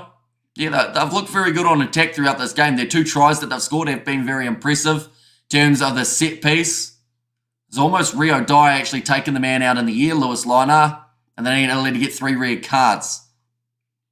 Take Costello off to start with, says Fletcher. Yeah, he has certainly not had his best performance here. You know, I see Italy playing well, says Eldon Emerald. Yeah, definitely step up side in the Six Nations in terms of the way that they've been able to play. And they brewed a good beer though, says Fluffy. Now ball going to be fed in by Thomas Williams. Going to the right-hand side here. Short ball from Cameron Winnick. And yes, says Eldon, no good, yes. Says Mimania going to the short side again. Italy doing well in their defence. This looks like there might be some sort of injury here for... Who is that? Is that George North who's down? Yeah, it is. Currently down, but Cameron Winnick, space on the outside, smashed in the tackle from Lewis Liner. North is back up to his feet. Still looks a little bit uneasy though. Won't be hoping the ball goes straight to him here, but it could as they were looking to use it on the outside. Big run from Mason Grady. Now Williams goes to the short side. Beautiful step. Finds the offload away to Josh Adams. 20 minutes remaining in this game. This is the best chance of the match for the Welsh to score. And this time, can they cross it? The try line that is Rowlands dragged down 5 metres out. My granddaughter has more of an idea of how to control a game better than Costello, says Fleshin. And we shouldn't be too critical of Wales, and it's an inexperienced team. That is true, although compared to their other performances in the Six Nations, like there's been a big difference in the way that they played for this game. They just haven't looked like they've had their heads in it. Another penalty won by the Italians here. And that hurts big time for Wales again. Currently, in terms of the way that the odds sit, ladies and gentlemen, for this game, Wales are only $10 underdogs. That is surprising. Very surprising, in fact. But, I mean, fair enough. I would have them probably about $15 underdogs. At the moment, I hope he's not injured. No, he looks like he is back up and walking around. I think he might have just taken a... Oh, no, now he's back on his knee. I think he took a bit of a shot to the ribs. And North, okay.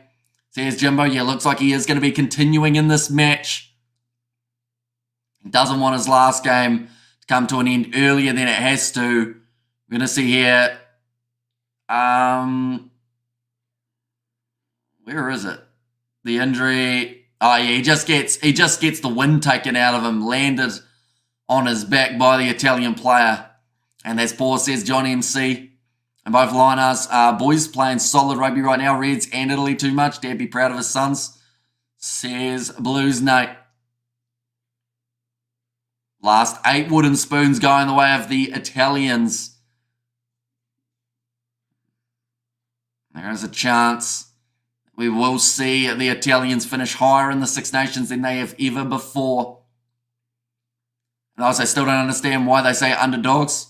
Under ferrets or under rhinos, says Fluffy. I think underdogs rolls off the tongue a bit better than under ferrets. But, you know, maybe they'll take the suggestion. I don't know who you go to change it from underdogs to something else. The Welsh fans with the wooden spoon. The crowd, they are playing into it, but it's nice to see that they're still in high spirits.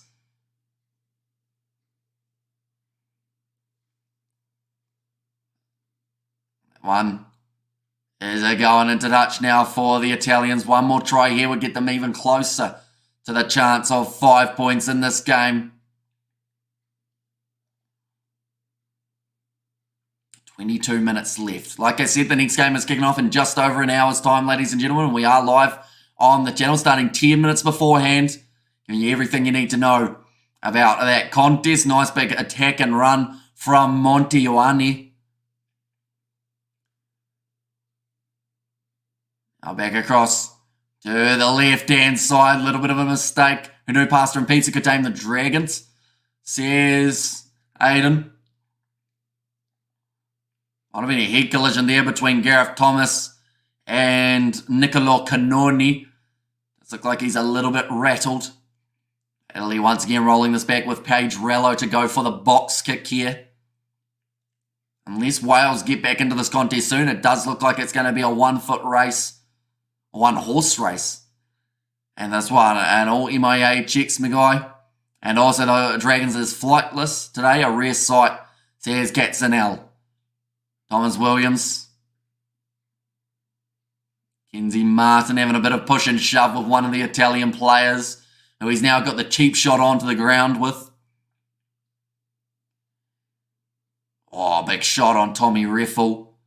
Taken down Wales. In possession, though. That is a good start. Oh, they're kicking the ball away. Never mind. Thomas Williams going to be putting this one up high. I just feel like that hasn't worked for them throughout this game. They lose possession 90% of the time, and then Italy get the counter-attack in play. Looking forward to seeing how Gary Ringrose goes. Says John. Currently on the halfway line, Paige Rello. Heroes to the right. The referee is getting talked to quite often, by the sounds of it, for this Italian side, asking for the penalty. I'm not sure what they were actually asking for. Being told to use it. Again, it will be Paige Rello. Goes for the box kick. Plenty of these throughout the game, me too. It's one of our best players, to be honest, is Eldon Emerald. A good step from Thomas Williams. Seatbelt tackle on him.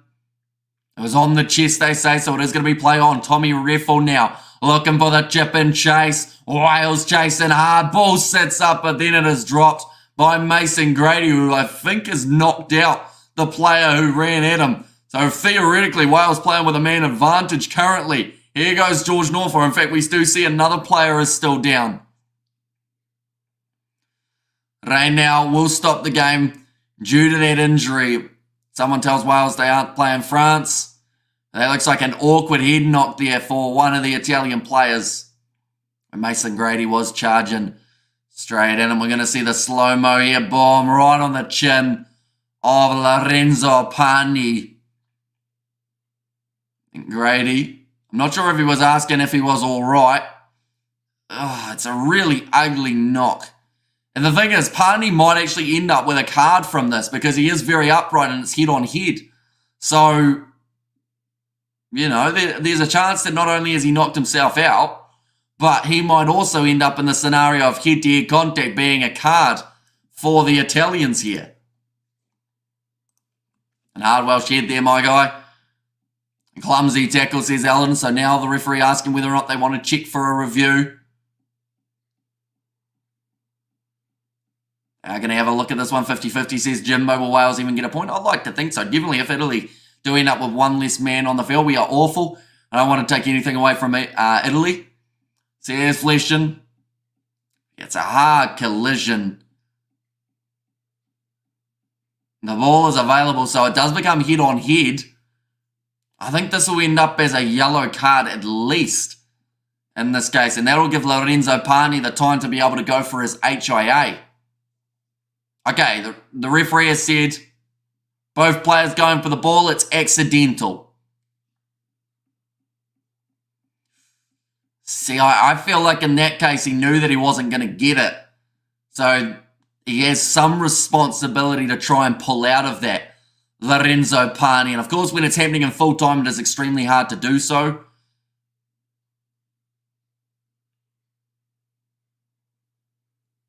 Both players go for the ball. It was available, they've said. They're showing the replay. As that happens so quickly, says Matthew Raynell. So I believe it is going to be just the scrum feed for the Welsh here.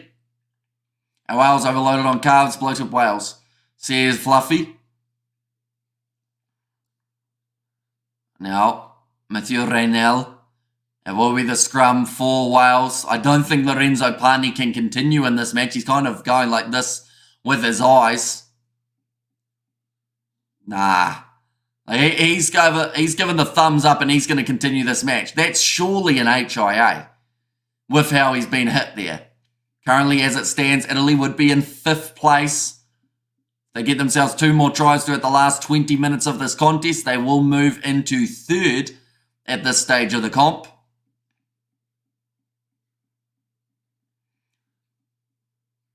Looks like another change is being made for the Italian. Sebastian Negri will make his way from the field. And surely HIA, says Jimbo. And bloated Wales, I see what you did there. Says Alden, and slap a piece of cold pizza on his head, he'll be fine. Says Fluffy, geez, tell you what, I wouldn't mind a piece of pizza. At the moment, it's currently sitting at 4:45 a.m. New Zealand time. So there is nowhere that would be selling a pizza at this hour, but it would be very nice. Now Wales with the looping around set play. Mason Grady has got a bit of strapping on the forehead after that collision with Lorenzo Pani, another man who's not going off the field for the HIA. Well, Rowlands now, they're sitting just 14 metres out here for Wales. Quick hands from George North, gets it out wide to Elliot D, who went back on the inside to Dyer. It didn't seem like the right choice, but it's going to work out. And now Thomas Williams, 5 metres from the line. The Italians, though, in the breakdown, they're asking for the penalty. The ball is there, they've said, which I think means that Italy have got the ball. Yes, they do. They've been able to turn it over only a couple metres from the line. Pizza is poison, says Flesh in there. Yeah, but I'd like some. And good defence, says Jimbo. Yeah, it was fantastic defending from the Italians. They have once again managed to avoid conceding a try just out from their own goal line. It was Lamaro again who manages to shut it down. Incredible Italian defence. Rio Dyer making the burst, the 2-on-1. Last-ditch tackle there from, I believe, if I'm not wrong, it would have been Ross Vincent, who's come onto the field and had quite the impact for the Italians. And then Zuliani was the man who got in there and managed to win the turnover. So Thomas Williams may have some sort of knee injury here as well. Not what they want for the Welsh to close out this Six Nations competition. Dyer run down by a lock, says Jimbo. Yeah, there's some pretty quick locks around at the moment in the world of rugby. The lock certainly had the longer legs.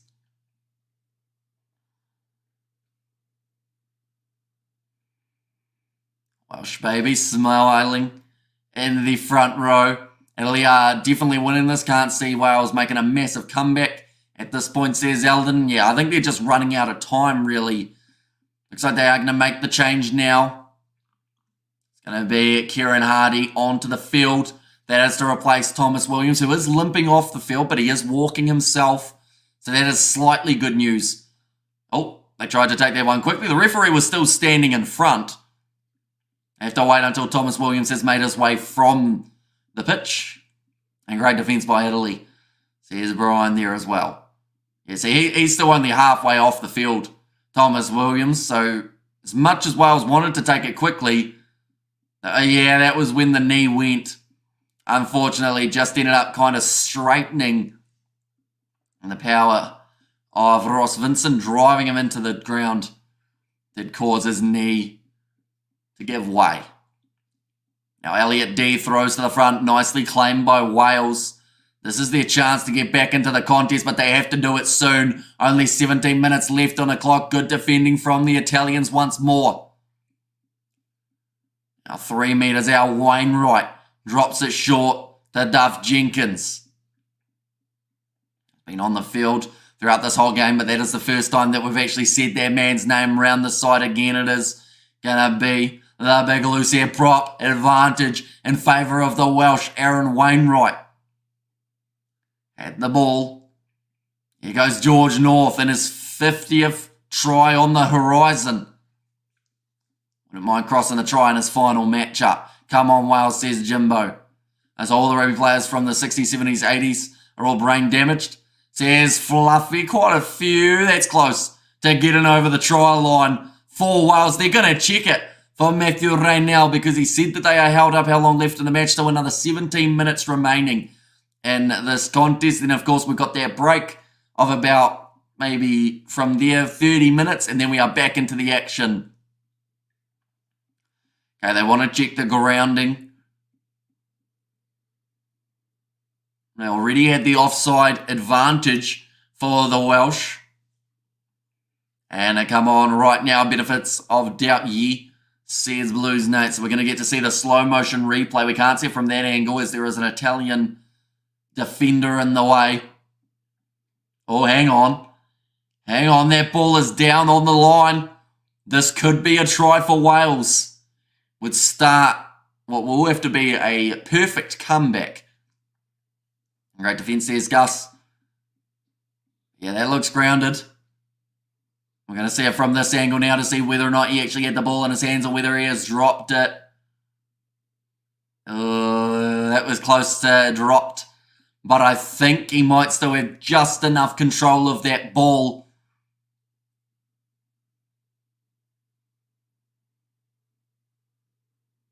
See, this is going to be a... Oh, has he propelled himself forward as well, though? Elliot D has allowed one movement. He does kind of use his knee, although saying that the Italian players did kind of pick him up as well. And while I was looking for that Hollywood ending, says Big Rig Joe. The Irish TMO here has a massive decision to make. You're allowed one movement. You're not allowed to use your knee to propel yourself forward, and I think Elliot D may get penalised for that. So I think it's going to be going back. Okay, it's a try, ladies and gentlemen. It's going to be the try to Wales, their first of the day. The first of many that they need anyway to get back into the contest. The crowd at the Millennium loving it. 16 minutes remaining now.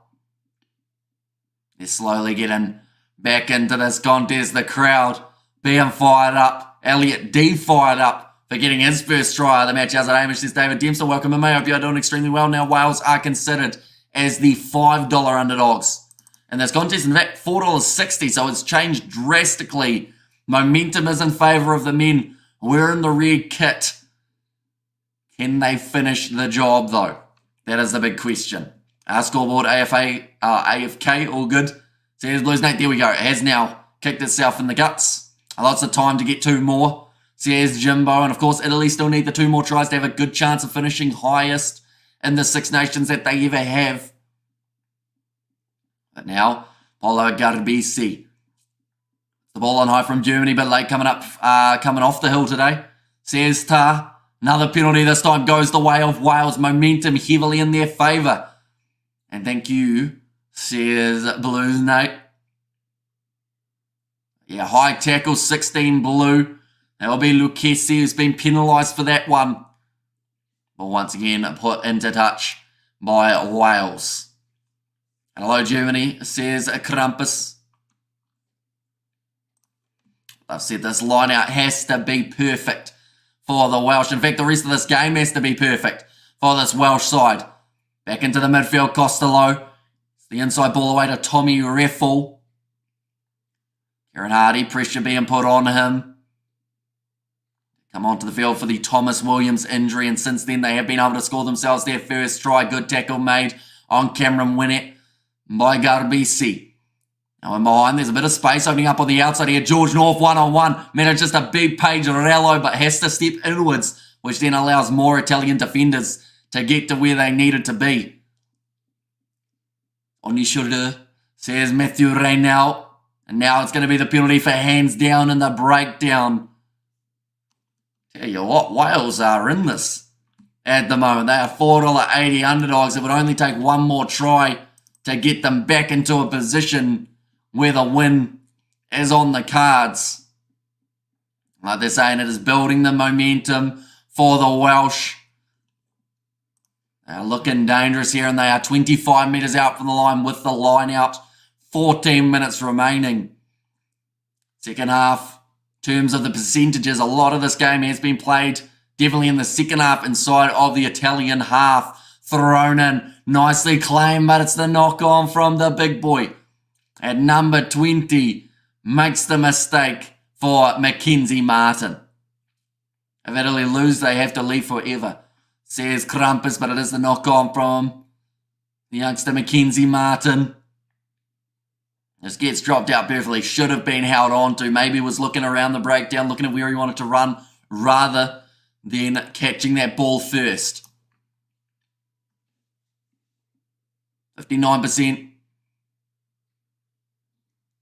And 67% possession in the second half for Wales. Referee Matthew Reynell asking for balance. Going to be an Italian scrum feed. 67 minutes through, so still 13 left on the clock. It's gone down in the front row. So we will have another reset here. If Italy wins this, they are 4th or 5th in the tournament. Says Richard, they certainly are. And that would give Wales the wooden spoon in front of a home crowd as well for their final game. No Krampus, no more free pizza and lasagna. And also Kiwi language, says Ta. And there as well. Every time we have a scrum in this contest, it uses up a bit more time that Wales could have used to attack.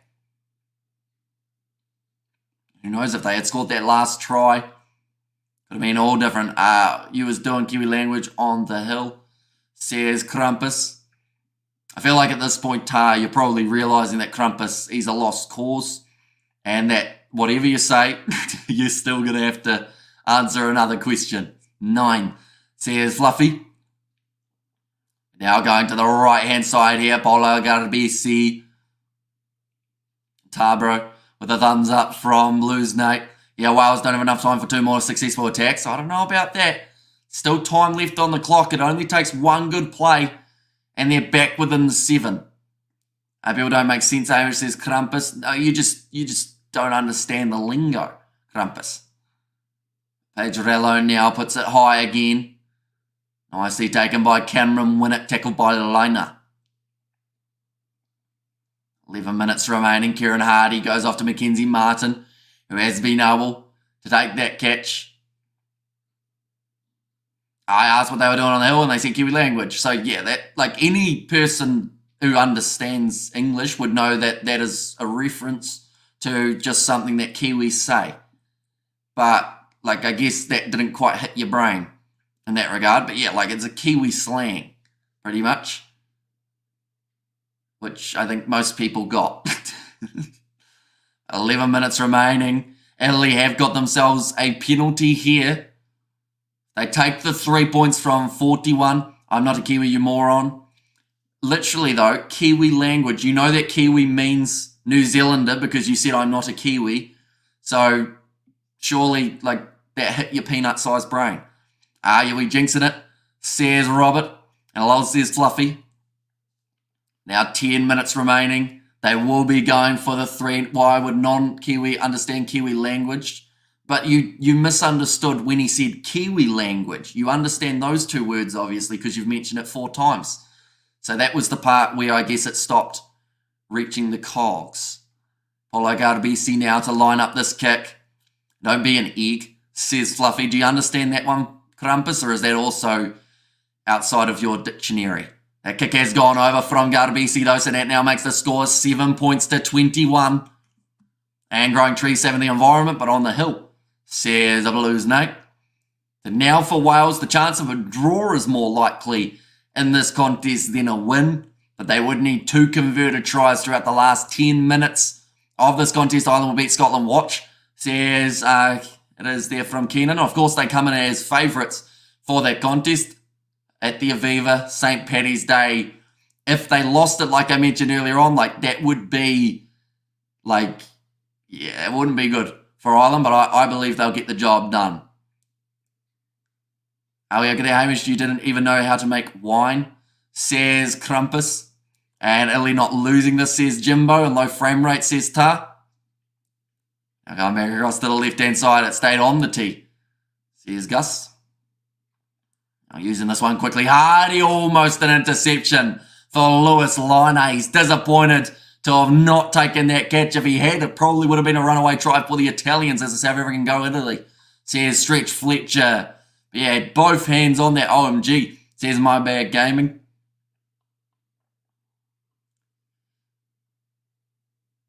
Just disappointed with that one. His father watching on for this game. He won't be happy at the moment with that handling error from his son. Good milkshake though, says Blues Nate. Now going off to the right-hand side, Rio Dyer tackled low by Juan Inacio Brex.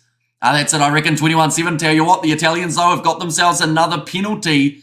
If they get this one over, it will definitely take it out of the equation for the Welsh. Huge turnaround in 5 months for Italy, says Eldon. Yeah, this is the same side that had 90 points put on them by New Zealand. And also alongside that, lost to France by around 53 points in that Rugby World Cup.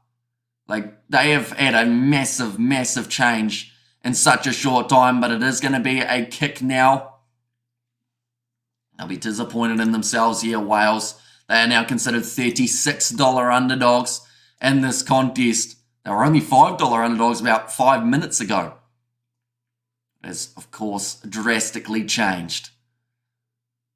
We've got 35 minutes until that next match is taking place between the Irish and Scotland, or at least 35 minutes till we start our live stream, ladies and gents. So be sure to keep an eye out for that one. Best milkshake I ever had was the longest shake from the dairy. Wainui Omata. Hopefully I said that correctly. Or Wainui Omata. All right, Pedrello. Straight over again. And Italy now give themselves a 24 points to 7 lead. Gets the massive hug from Lamaro, who knows how crucial that one was. Italy penalty again, says Brian, and what a boot. Says Jimbo there. The Italian crowd loving what has happened now. It's a successful kick right down the middle of the post. Amato extremely happy with that one. Chicken and anchovy milkshake is pretty good. Says Justin, I can honestly say I've never tried it and probably never will. Italy, 30 metres out from their line with Pagerello now. Looks like he's going to roll this one back either into the pocket or take the kick himself. Bit of extra pressure coming on in the breakdown from Wales. Bit of a handful of points against France and England. Italy could easily have finished in second place. Says Zakaris, yeah, that's the thing. They were close to winning that first game up against the English. They drew with France, but that should have been a victory theoretically. They should have been able to get that job done. Nice drive into touch there. Wales now will have possession. They want to take it quickly. Italy not giving the ball up. That being Zuliani. Back-to-back wins from Italy, or for Italy. Where to now for test matches, Japan or Fiji? Says Blues Nate. So for the Italians, the next games that they have got coming up in their near future, they have got Japan, then they've got Argentina, and then they've got the All Blacks. Now, I believe they will get more games in the July internationals than just that one up against the Japanese, but they are, I believe, yet to be fully confirmed. With a score like this, I had to come in and say hi. Says Good Story Bro, so welcome in, mate. Of course, we have got the other two games just around the corner of these Six Nations, so be sure keep an eye out for that as well. Mason Grady now wrestled down by Lucchesi. No shoot aim is GS Boss. Says Blues name. And when was the last time Italy won 2 games in the Six Nations? Says Big Rick, great question. When was the last time they won 2 games in a row? Is probably even more unlikely. In fact, I feel like that would be surely history for the Italians. And at 24-7, Italy have it. Says Brian over 10 years ago. Says Krampus. And Garbisi having the best game of his life. This is how you win. Starve opposition, says the big Sedan. And the thing is, like, starving opposition is one thing, right? But Wales have had 67% of possession throughout this second half. So they haven't so much been stopping them from having the possession, but it's just when the opportunity has arose, Italy have been the much more clinical side, and they've been able to find the gaps. Garbisi has been the ringleader for this Italian side, but Juan Inacio Brex actually getting the Six Nations Player of the Match for this contest. There's a monster win for the Azzurri. Bye-bye talk of Georgia. No, Georgia will now be talked about replacing Wales in the Six Nations, even though I do disagree with that. I feel like Wales have still got themselves their spot.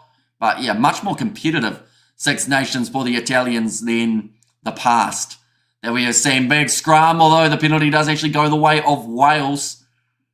And Italy impressive defence from the beginning. There's Tar. Wales will not take this one quickly. Instead, we'll kick this one towards the touchline. We've got to hand it to Italy. Fair play to them. And I enjoyed the Six Nations this year. I hope the Rugby Championship will be just as good. Go Italy from a South African. Says Norikaza. Owen Lloyd now kicking that ball into touch.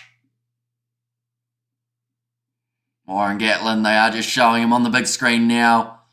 He'll be disappointed with how Wales have played throughout this game. But like I said, 11 handling errors in the first half.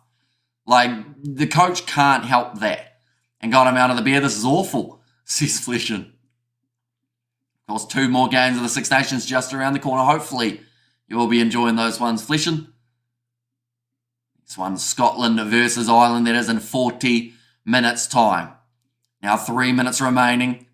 Kieran Hardy goes across to Mason Grady, who's had quite a few runs since making his way onto the field. Nice attack and run from Evan Lloyd. Going to the left-hand side here. Will Rowlands gets that little bit closer to the try line. The steal and the breakdown is unsuccessful from the Italians. And Mackenzie Martin, the advantage is in favour of the Welsh. Kieran Hardy fights through one tackle attempt. And we also got there the scoreline puts Italy up to 8th, Australia 9th, and Wales 10th in the world rankings. Says Akaris. Now, does that change if Wales score 1 or 2 more tries, Akaris? Because they've got over the line, and I think that might just be the try to Wales. I think they're going to check this. No, it was a knock-on, in fact, so it is now going to be back for the penalty again for Wales. And suck the beer bottle, Fleshin. And nothing like a little bar brawl on a Saturday night, says Justin. Now, 2.5 minutes remaining, just not enough time for Wales to get back into this contest. They have got enough time for a consolation try, maybe even 2. I'm going to meet English fans later. Says Flesh an amazing score. Says Outlaw. Step from Evan Lloyd. 2 metres from the line. Now Hardy goes to Wainwright. Great defence from Manoncello. And Wales have lost about, George North is down again. This one looks a little bit more serious for him. Looks like some sort of knee injury here. He's trying to crawl his way out of the Welsh backline.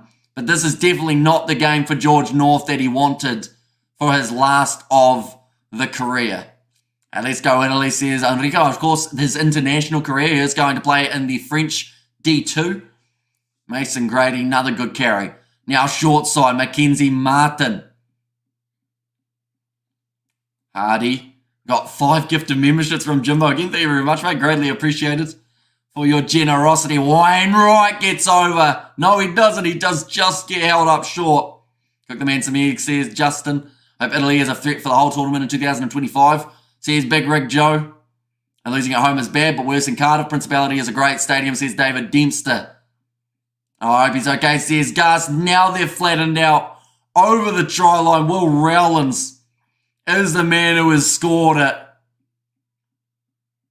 So wait for everyone to get off him before he is able to get back on his feet. There's still 1 minute left. Theoretically, Wales can get themselves a losing bonus point here. Now, that would not change the fact that they have the wooden spoon. Here there, thanks, Jimbo, says Fluffy in there. And on your Jimbo, says Blues Nate. And there as well. But now George North looks like he's about to be taken off the field with that injury. Done something to, I believe, what was that knee? It looks like he's going to have to make his way from the field. It is not the way that he wanted it. His international career to end, but still a very awesome career for George North in that international Welsh kit. Kick from Owen Lloyd is successful. Now 14 seconds remaining on the clock. The kickoff from the Italians will be just around the corner. And good morning, says Wayne, welcome in. And miracles do still happen, says Outlaw, though this miracle, unfortunately for Wales, will not be happening here.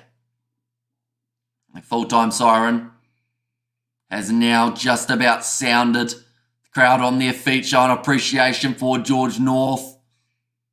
And rough for George North, says Gus. And there as well. I feel like I just got a big hug. See Fluffy. Kicked off long by the Italians. Wales will not want to put this ball into touch. They want one last attacking chance, although there's also a chance that the Italians can get one last attack going. Nice inside ball to Tommy Reffel. Now Hardy with a very flat pass to Mason Grady. Any news on Lewis Salmon in the NFL? None at all. I haven't actually heard anything about what is happening for him. Hats off for Italy. Yeah, they've just been the much stronger side throughout this game. They've looked clinical. They've had a brilliant attack. Their defence, though, I think has been what's really impressed a lot of people. The amount of times that they've stopped Wales just short of the try line. Now, Hardy goes to the kick in behind. Chasing this one's Mason Grady. Grubbers it forward. It sits up for him. And he'll score the last minute try for the Welsh. They cannot win this game. But that'll be the consolation try. Gets the crowd on their feet to close out the contest. And that'll make the score now more than likely at the end of this contest 21 points to 24. But I have to ask the question, where was this 20 minutes ago when Wales needed it most? They weren't able to capitalise. I'm hoping the Scots dig deep and beat the Irish, Finn and the boys, and need a huge win. What a try by Wales. Welsh heart being shown again. And a bit of pride for the men in red. The NFL off-season, he's likely in a development camp. Says Gus. And try Wales, but too little too late. And nice Grady with a steak and veggie tonight. Says the Blues Nate. Gets himself the try there. Now I'll make the score 21 points to 24. The Italians victorious in this game. Wales scoring more tries, but Italy having more points on the board at the end of the contest. So Wales will finish in 6th. They will receive the wooden spoon in the Guinness Six Nations comp. Italy, as they currently sit, they are sitting in 5th. They could still end up going a little bit higher, though, depending on the other results that we have got just around the corner. But Ireland versus Scotland, we are starting in 25 minutes time, ladies and gents, so be sure to check that stream out when it takes place. But I do thank you all very much for tuning in. If you did enjoy this live stream, be sure to leave a like and subscribe. And I will see you all for the next one.